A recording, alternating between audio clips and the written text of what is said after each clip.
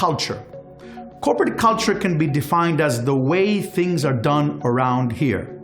And you probably have heard of companies that have a great organizational culture, which actually eats strategy for breakfast, as Peter Drucker used to say. Because culture, if you get it right, is something very, very important and can give you a competitive advantage.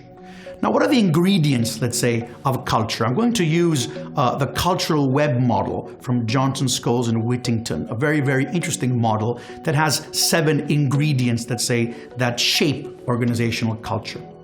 The first ingredient is actually stories and myths. Every organization has stories and there's myths around. And these stories help shape the culture of the organization. It's quite obvious.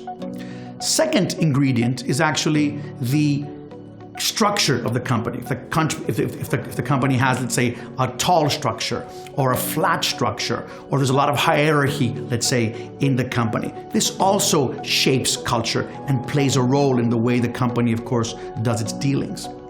The third ingredient is actually power. Who has the power? Is the power strict? Is it more lenient? Is it more, let's say, open door policy? So power also helps shape culture. And you see where I'm getting at if you kind of add on even these 3 first points, the stories and myths, the structure, and the power, you get to understand what a company is all about. And there's more coming. The fourth ingredient has to do with symbols. Every company has symbols, logos, let's say, even colors, even quotes. Sometimes they use them on the walls of the company. Even these things play a role and they shape structure. It's quite obvious.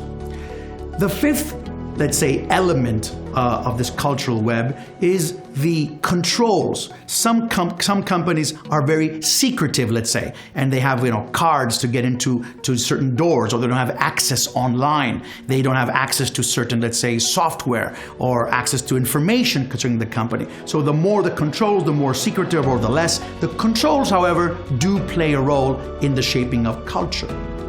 The sixth element has to do with routines and rituals. Every organization has certain routines, even from where you park your car and you drink your coffee, how to set up, let's say, a party, or where people get together to have a drink or something. All these things, of course, that has to do with routines and rituals on a daily basis also shape culture, which leads me to the 7th element that has to do with the values of the company, which is also something very important. It's about what the company's values are at the end of the day, and each element of these 7, of course, kind of influence each other and one another.